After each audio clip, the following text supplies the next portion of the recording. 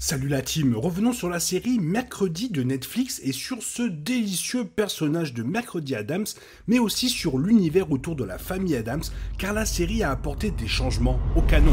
Et on en parle dès maintenant, et n'oubliez pas de me laisser votre avis dans les commentaires et de liker. Let's go! Petit message avant de commencer réellement cette vidéo incroyable, on est plus de 13 000 sur la chaîne, merci énormément à tous ceux qui se sont abonnés, et bonne vidéo! Alors que nous avons eu à l'époque la chance de pouvoir voir des films sur la famille Addams, aujourd'hui, et 29 ans plus tard, Jenna Ortega, 20 ans, joue le rôle de Mercredi Addams dans la nouvelle série de Netflix, Wednesday ou Mercredi. La série réinvente le personnage culte classique incarné par Christina Ricci au début des années 90. Ricci a d'abord joué le rôle de Mercredi Addams dans le film de 91, La famille Addams, et à nouveau dans sa suite en 93. 29 ans plus tard, Christina Ricci revient pour jouer Marilyn Thornhill, passant le relais à Jenna Ortega pour assumer le rôle de Mercredi Addams. Joli clin d'œil. La série de Netflix tourne autour de l'homonyme de l'émission et de ses aventures au pensionnat, tout en essayant de résoudre un mystère de meurtre dans une petite ville. Jonglant avec la pression de ses parents, de sa thérapeute et de ses nouveaux amis, Mercredi apprend progressivement à équilibrer le fait d'être dur et vulnérable tout en conservant son aura impassible et incolore. Aux côtés de Christina Ricci, qui est l'une des 7 actrices qui ont joué Mercredi Addams, Jenna Ortega donne vie avec succès à sa propre version du personnage bien aimé qui perpétue et honore de nombreuses traditions établies par Ricci dans les années 90, offrant une transition transparente au public et on va pas se mentir, c'est un immense plaisir. Alors, comment Netflix change Mercredi Addams? Morticia et Gomez envoient leur fille au même pensionnat où ils se sont rencontrés et sont tombés amoureux, la Nevermore Academy, dans la petite ville de Jericho. Là, Mercredi va à l'école avec d'autres jeunes gens surnaturels, alias les marginaux, y compris des vampires, des sirènes, des voyants, des gorgones, il y a aussi de la télékinésie, etc., etc. Bien que les dessins animés, les émissions de télévision et les films de la famille Addams aient toujours inclus des éléments surnaturels aux membres de la famille Addams, jamais auparavant une plus grande communauté d'êtres surnaturels n'avait été introduite dans l'univers de la famille Addams, faisant de l'Académie Nevermore et de ses membres un nouvel ajout au canon de la famille Addams. Mercredi, elle-même, est une voyante, tout comme sa mère Morticia, et elle commence à avoir des visions de personnes et d'endroits qu'elle rencontre, à la fois du passé et du futur, bien qu'elle ne soit pas en mesure de contrôler ses pouvoirs en début de saison. Les scénaristes ont également donné au personnage des origines qui ne faisaient pas auparavant partie du canon de la famille Addams.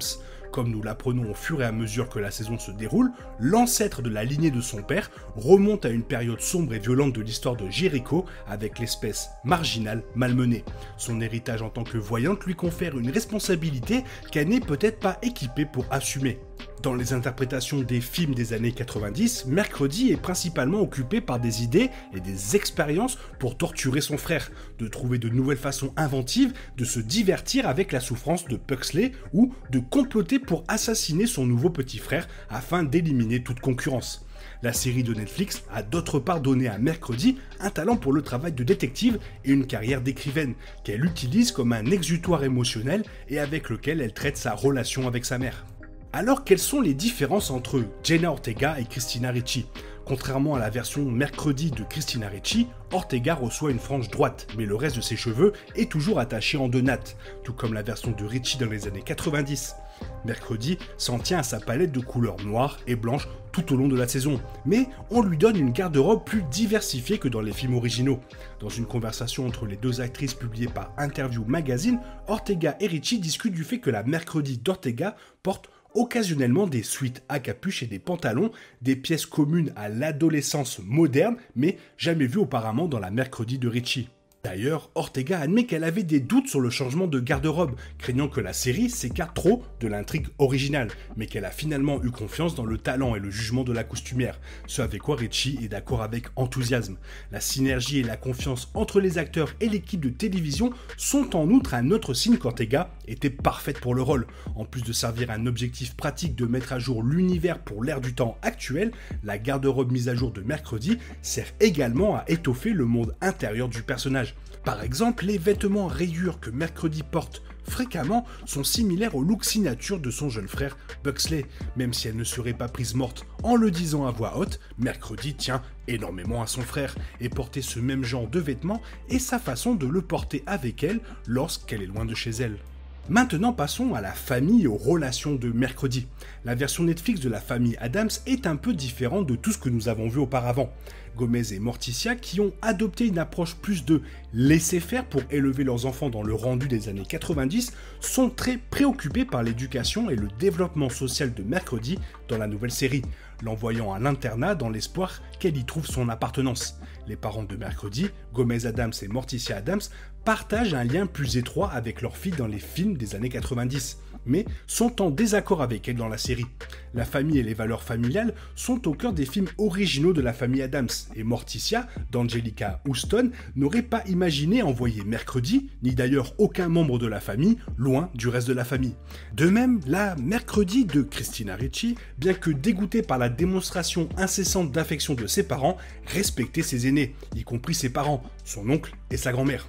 Mercredi est beaucoup plus méchante et provocatrice envers sa mère, et Morticia, qui se montre généralement ravie des expériences et des escapades inventives de sa fille, est assez contrôlante en tant que parent. Chose, la main coupée animée, qui est considérée comme un croisement entre un animal de compagnie et un membre de la famille des Addams, joue un rôle de soutien très important.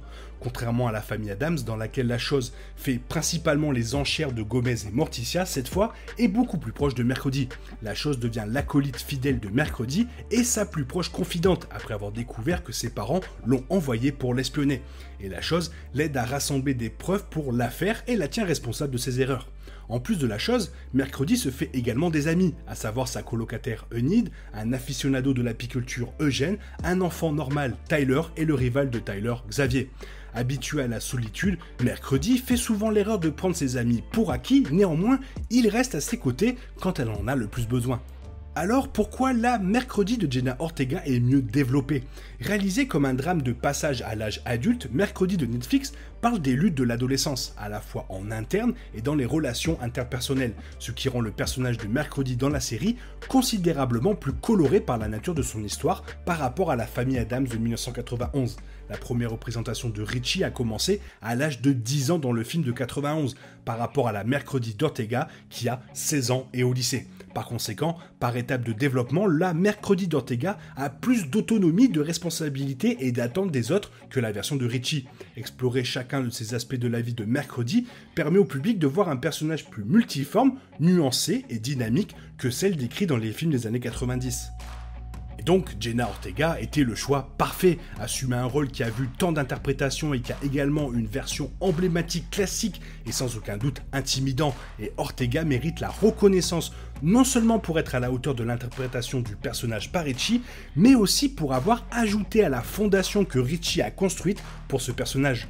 Clouant la pince sans rire que Ricci a si bien fait des années auparavant, Ortega déclare dans une interview qu'elle détendait tous ses muscles faciaux, inclinait son menton vers le bas, regardait à travers ses sourcils avec le regard de Kubrick et ne clignait pas des yeux, utilisant principalement ses sourcils pour transmettre une émotion subtile. Dans l'interview, Ortega rit qu'en raison de sa décision de ne pas cligner des yeux, de nombreuses longues prises ont été gâchées en raison des fous rires incontrôlables. S'adressant à Jenna Ortega dans une conversation publiée par Interview Magazine, Christina Ricci donne à Ortega un signe d'approbation encourageant pour la prise sur le personnage classique, l'appelant une grande interprétation moderne et fidèle à l'esprit du personnage. De plus, étant la première actrice latino à assumer le rôle, Ortega elle-même apportera enfin un peu de réalisme à l'héritage espagnol du personnage.